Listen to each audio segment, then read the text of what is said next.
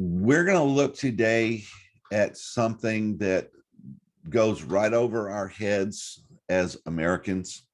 And it's right here in the Declaration of Independence. I know you can't see it, but I'm showing you this so you'll know I'm not making it up. There's a clause in our Declaration of Independence that says that they were appealing to the supreme judge of the world for the rectitude of our intentions. What in the world does that mean? Well, I'm going to show you what that means, and hopefully it will bless your life. But to show you the things that are hidden in plain sight that we don't recognize, because as a culture, American culture, we don't recognize biblical truth because we're not looking for it. We don't know to recognize it and see it when we see phrases and clauses in our legal documents and in our culture of what actually it signifies. So I'm going to share screen. If you want to, take your Bible and go to 1 Samuel 17.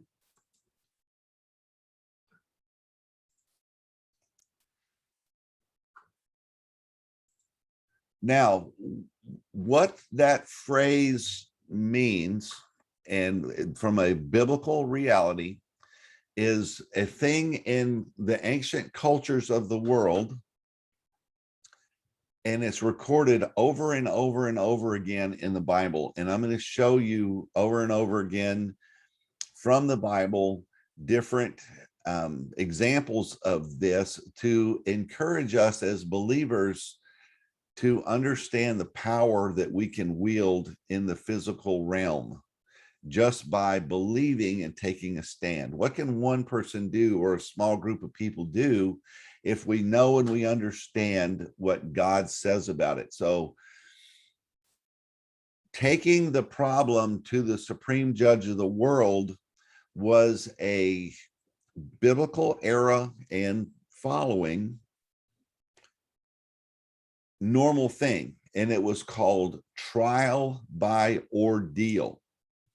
And it was the ultimate Supreme Court in that God would decide the verdict. We saw it with not soon after this David and Goliath thing, where the Philistines came back on Saul and won the battle, and they stole the Ark of the Covenant and they brought it back and put it in the temple of Dagon. Remember?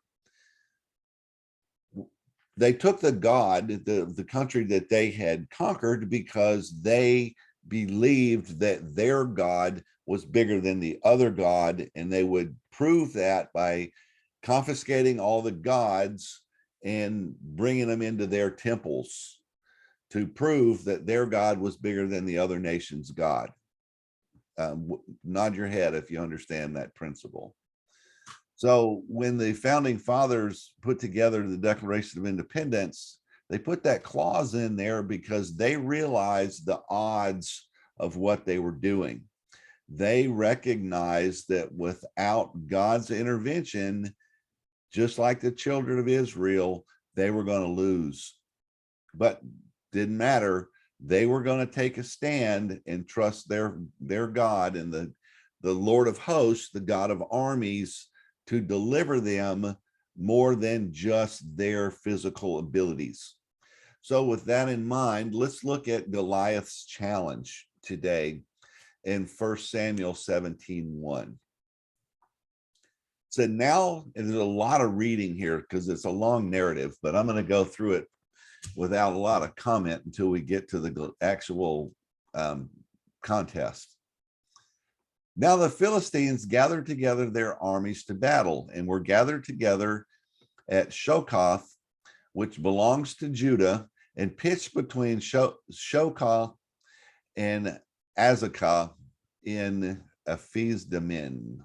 I'm not good with these old words, so bear with me.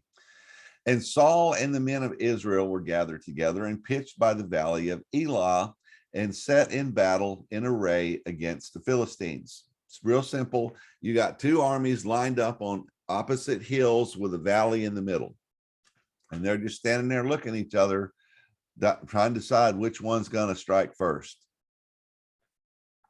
And the Philistines stood on a mountain on one side, and Israel stood on a mountain on the other side, and there was a valley between them. And there went out a champion out of the camp of the Philistines named Goliath of Gath, whose height was 6 cubits and a span. Now, the average sort of accepted length of a cubit is 18 inches.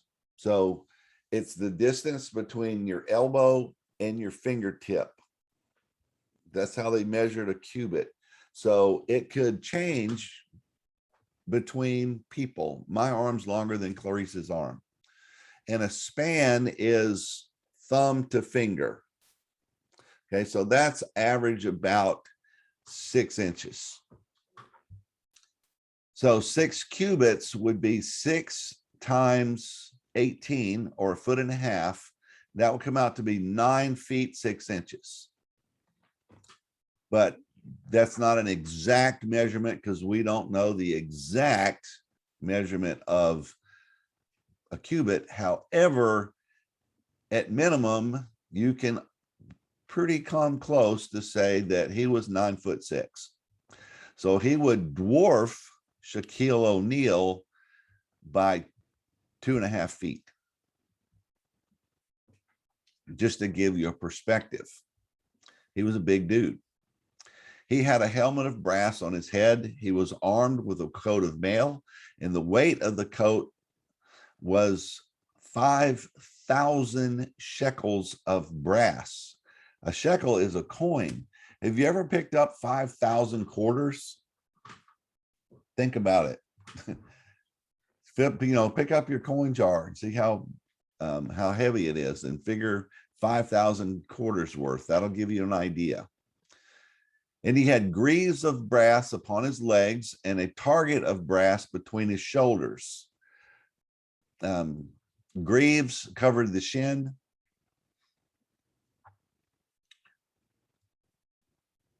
A target of brass between his shoulders that would protect him from arrows. The staff of his spear was like a weaver's beam. We would call it at least a 4x4 piece of wood, if you've ever seen a weaver.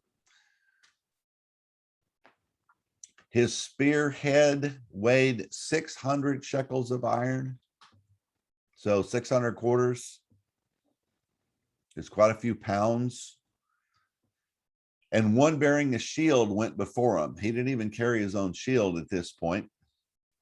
And he stood and cried unto the armies of Israel and said unto them, why are you come out to set your battle in array? Am not I a Philistine, and you the servants of Saul? Choose you a man for you, and let him come down to me. So this was calling out a duel, so that instead of the armies fighting each other, you have a champion from each army go out there and fight the battle, and then the verdict of that one man competition would dictate the winning of the battle. And we see that even in the Greek mythology and the Roman mythology, where they would do that, and then sometimes they would do it, and sometimes the armies would go at it. Hercules and Achilles and those guys, they would go out and do those fights and win. So it was common practice in the ancient world to do this. Verse 9, if he be able to fight with me and kill me, then will we be your servants. And if I prevail against him and kill him, then shall ye be our servants and serve us. Everybody knew what was going on. And the Philistines said, I defy. the armies of Israel this day. Give me a man that we may fight together. When Saul and all Israel heard those words of the Philistine, they were dismayed and greatly afraid, because instead of being able to fight as an army, they were being challenged to fight one-on-one. And obviously, by the context, nobody wanted to be that one, even King Saul. And King Saul was a head taller than any other man in his kingdom. So it'd be like me against Clarice. Clarice comes up right to my shoulder, so I'm a full head taller than her. So that'll give you an understanding of how big Saul was versus the rest of Israel.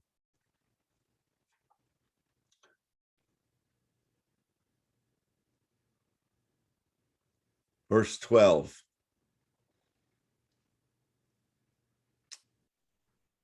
Now, David was the son of that Ephrathite of Benjamin, Bethlehem, Judah, whose name was Jesse. And he had 8 sons, and the man went among men for an old man in the days of Saul. He was really old. His dad was really old. And the 3 eldest sons of Jesse went and followed Saul to the battle. And the names of his 3 sons that went to battle were Eliab, and next was Abinadab, and third was Shammah. We know from the book of Numbers that all men from 20 and up were required to serve in the army. So they were at minimum 20 years old.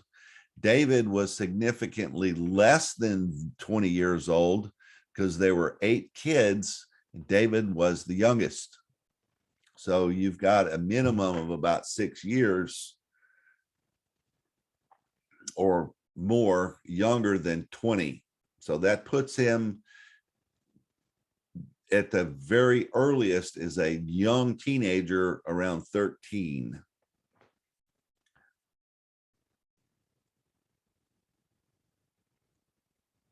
And it says in verse 14, and David was the youngest, and the 3 eldest followed Saul.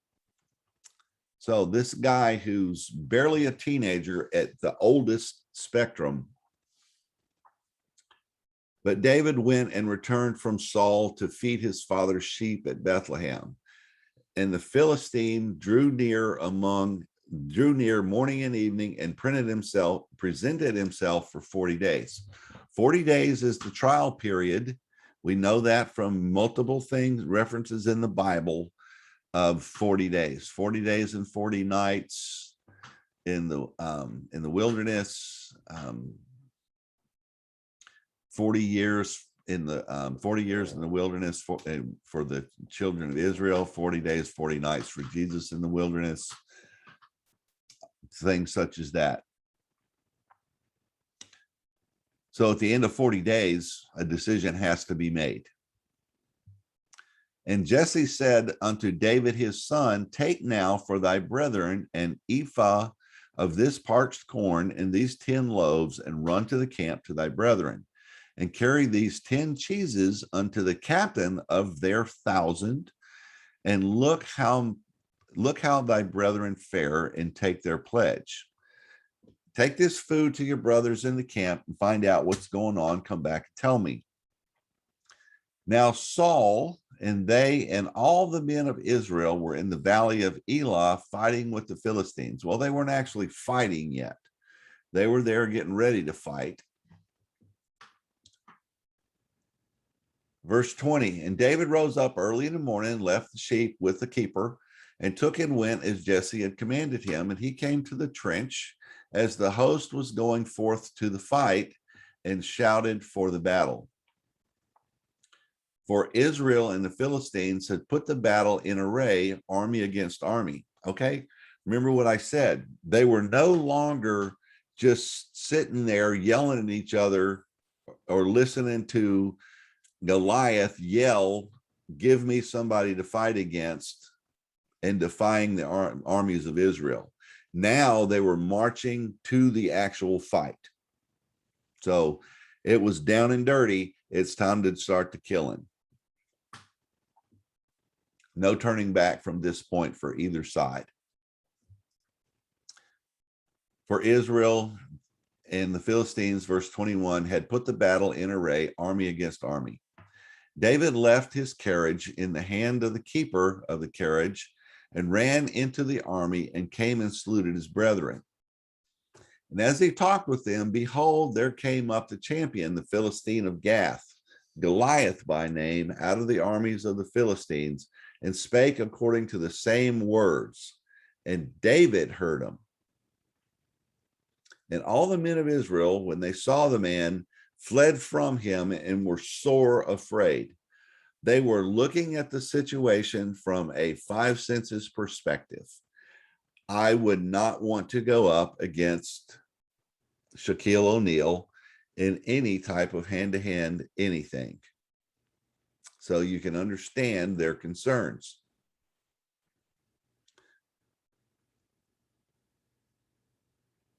Verse 25, and the men of Israel said, you have seen this man that has come up, or have you seen this man that has come up? Surely to divide Israel is he come up, and it shall be that the man who kills him, the king will enrich him with great riches and will give him his daughter and make his father's house free in Israel. So Saul had come down to even giving up his daughter to find somebody that would go out and defend the honor of Israel. The king wasn't willing to do it, which speaks a lot for Saul. And David spake to the men that stood by, saying, what shall be, sorry, I missed that. Verse 27, and the people answered him this manner, saying, so shall it be done to the man that kills him. And Eliab, his eldest brother, heard when he spake unto the men, and Eliab's anger was kindled against David and said, why did you come down here? And with whom hast thou left those few sheep in the wilderness? I know your pride and the haughtiness of your heart, for thou art come down that you might see the battle. David said, what have I now done? Is there not a cause? Brother, what have I done? Dad told me to come here and feed you, sorry, but this is where you were, so I came to find you. I can just see sibling rivalry going here.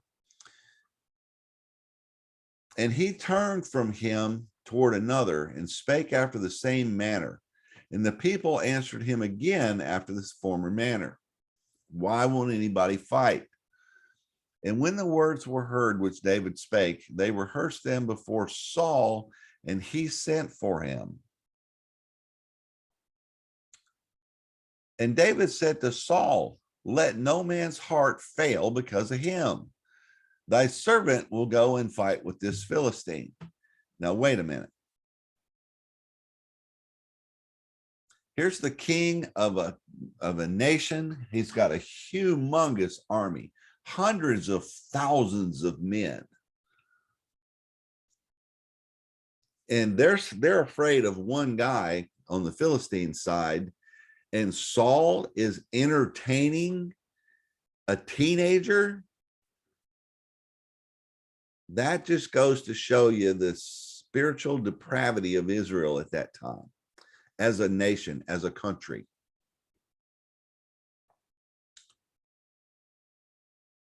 And Saul said to David, you're not able to go out against this Philistine to fight with him. You're just a kid. It says youth. I don't know I'm not going to look up the word youth. You can. And he, a man of war from his youth. He's been training his whole life for this. Who are you to think you can take him on? And David said unto Saul, thy servant kept his father's sheep. Huh? Well, that's a good argument, right? Who are you to think you can go up against Goliath? Well, I kept my father's sheep. They were put under my trust. And he's using this as his reason before a king why he should be the one that's allowed to go fight. David said unto Saul, thy servant kept his father's sheep. And there came a lion and a bear and took a lamb out of the flock. And I went out after him and smote him and delivered it out of his mouth. And when he arose against me, I caught him by his beard and smote him and slew him. He ran toward the problem. He ran toward the lion and the bear that had stolen one of the sheep. He smote him and made him drop the lamb. And then when the animal didn't stay down, I caught him by his beard and smote him and slew him. You know, I grabbed him by the throat and killed him. Thy servant slew both the lion and the bear with my own bare hands. Yeah, I'm not afraid of Goliath. You know, I took on a bear.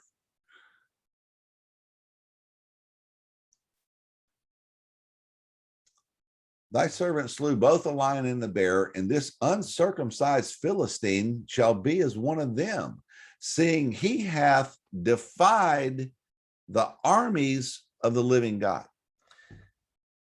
He's looking at it in the right perspective. David is looking at this is a trial by ordeal. This is a trial by the gods. Whose God is going to prevail in this fight? He's the only one out of this whole entire army that's looking at it in the right perspective. He goes, I'm going to take this before the supreme judge of the world for the rectitude of our intentions. David said, moreover, the Lord that delivered me out of the paw of the lion and out of the paw of the bear, he will deliver me out of the hand of this Philistine. And Saul said unto David, go, and the Lord be with thee. Now that's the first thing that Saul said that ever made sense. But what king in his right mind is going to listen to a teenager? We can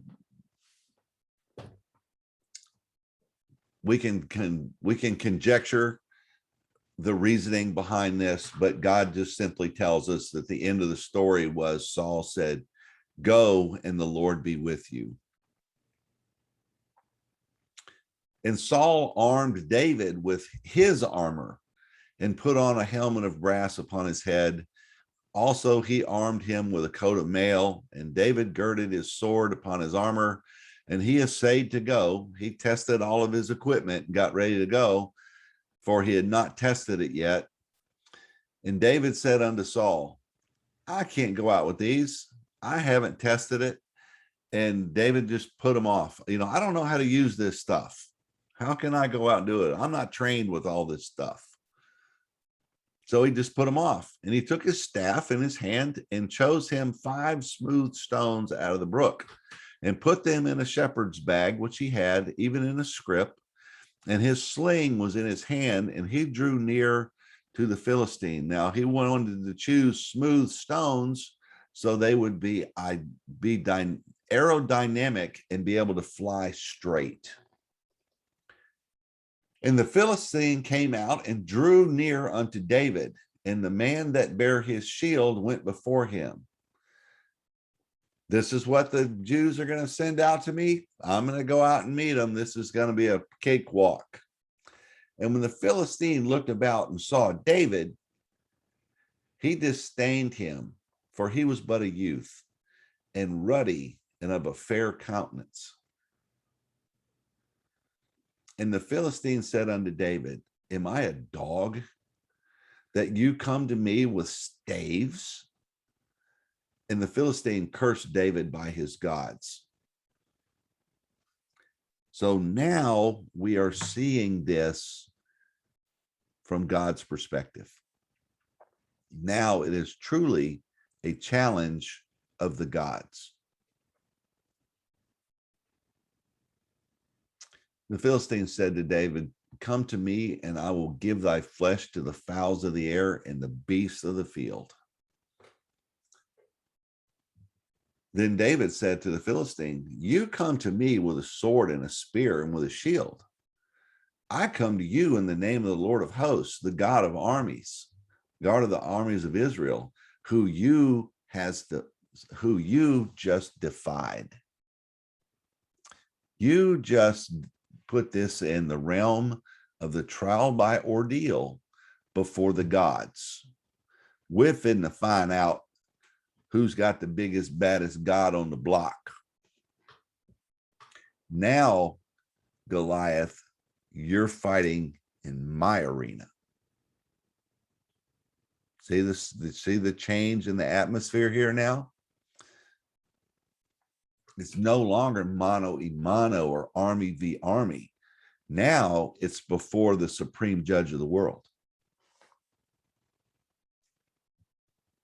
This day will the Lord deliver you into my hand, and I will smite thee and take thy head from thee. I will give the carcass of the host of the Philistines this day unto the fowls of the air. Now he's talking about the whole army of Philistines. He's not talking about just the champion of the Philistines, but the whole Philistine army. This day unto the fowls of the air and to the wild beasts of the earth, that all the earth may know that there is a God in Israel. So here it is, God v. God. God of the Philistines, who was Dagon, or the God of Israel, which was the creator. And all this assembly shall know that the Lord saves not with sword and spear, for the battle is the Lord's, and he will give you into our hands. It's not going to be me. I can't do it. I'm just a little teenager. And it came to pass when the Philistine arose and came and drew nigh to meet David, that David hasted and ran toward the army to meet the Philistine. What did he do with the wild animals? He ran toward them. He charged them immediately. They're focused on one thing. They're focused on being big and bad and thinking this is going to not even be a contest. And the next thing you know, here's David charging this Philistine. That will, if you know anything about hand-to-hand combat and stuff like that, the aggressor has the advantage of about 1 second. Somebody can be holding a pistol at you, and in less than 1 second, there's maneuvers that you can do to get the pistol out of the way before he can pull the trigger, because his brain has to process the information of what's coming at him. And then that information has to get communicated to the trigger. So that split second of time is what we're talking about here, where Goliath has to react to what David is doing. And David put his hand in his bag and took thence a stone and slang it and smote the Philistine in his forehead, that the stone sunk into his forehead, and he fell upon his face to the earth. Goliath did not have time to react to the suddenness of David's move. All it took was a split second. Now, doesn't say that he killed Goliath. It said he hit him in the head with a rock and he fell to the ground.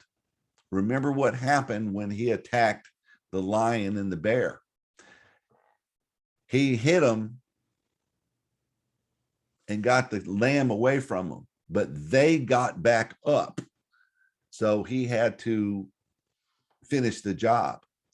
Here, David is not going to give the Philistine the chance to get up. He's going to get him while he's on the ground, because if he gets back up again, he's probably going to lose.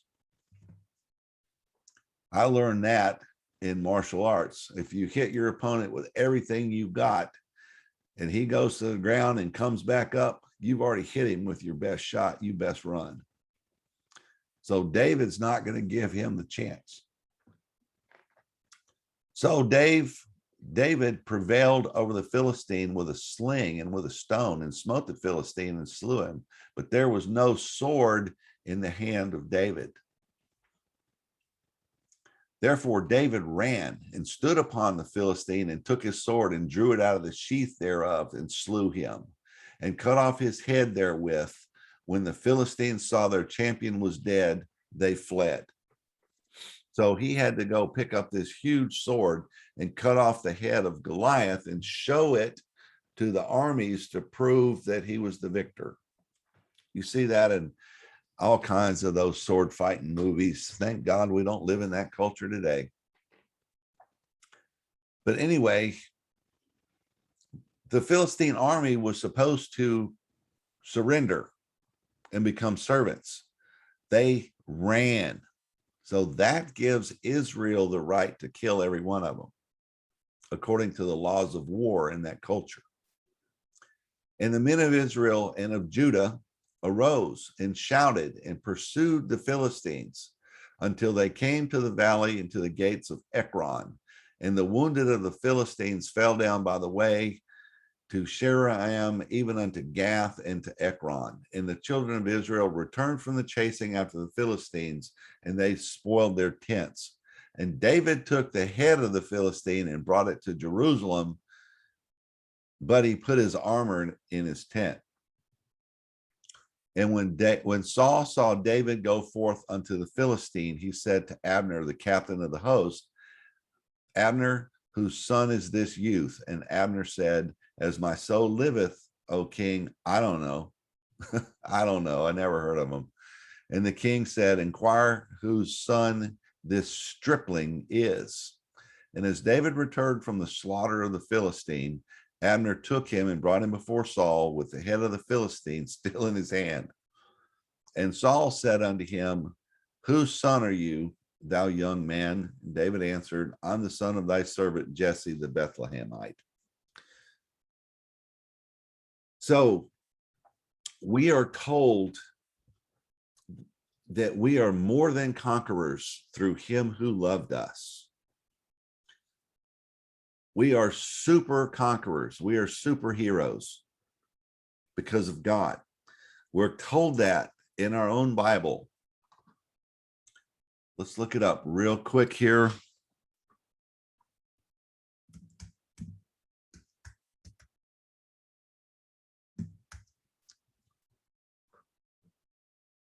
Hopefully it'll come up.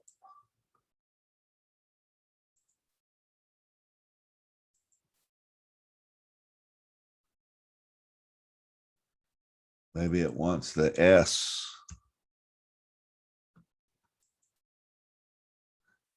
Romans 8:37. Nay, in all these things we are more than conquerors through him that loved us. And this word conquerors is the word hooper nikeo. We get Nike from this word. Nike shoes. Nike is Greek for winner or victor. And hyper was what we get, where we get the word super. So we're superheroes. We're super victors, super winners. As our son Clinton used to say, I'm Superman.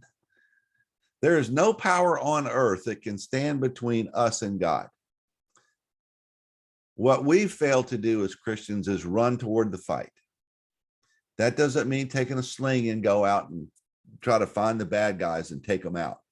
What that means is to stand, speaking the whole word, speaking the truth in love, because that's what changes hearts and lives. Changing hearts and lives is what we're supposed to do. We're supposed to protect, be able to see the wiles of the devil before they happen. We're supposed to be so sharp with the word of God that we can stand against the wiles of the devil. Ephesians chapter 6, verses 10 to 19 describes the armor and the offensive weapons of the Christian in a symbolic manner. But it says here about hupernikeo is to be more than a conqueror, to gain a surpassing victory. So if the children of Israel in the Old Testament, and their stories have been related to us with what they could do without that spiritual power of a born-again Christian. These were real people doing real things in real time. And God recorded those incidents for us so that we can know and understand in our day and age how we can take a stand and how we can fight back with the word of God. And that there's nothing, absolutely nothing, that can stop us or defeat us if we'll only trust in our God and take a stand. So with that in mind, God bless, and I'll see you next time.